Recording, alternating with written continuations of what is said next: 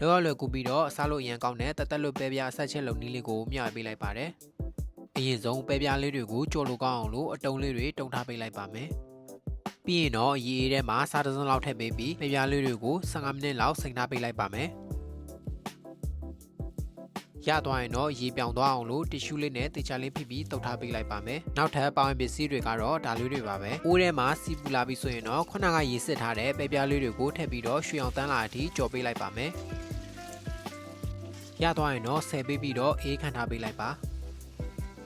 နောက်အိုးတစ်လုံးထဲမှာစီပူလာပြီးဆိုရင်တော့ကျွတ်သွဖြူလေးတွေကိုထည့်ပေးပြီးတော့မှုလာအထိကြော်ပေးလိုက်ပါမယ်ငရုတ်သီးမုန့်တစ်စွန်းနဲ့ဇီယာစိတ်တစ်စွန်းထည့်ပေးပြီးသွားရင်တော့ရေနွေးတစ်ခွက်လောက်လောင်းထည့်ပေးပြီးပွက်လာအထိတည်ထားပေးလိုက်ပါ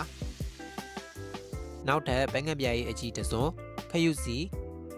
ကြက်သားမုံစားငရုတ်ကောင်းမုံ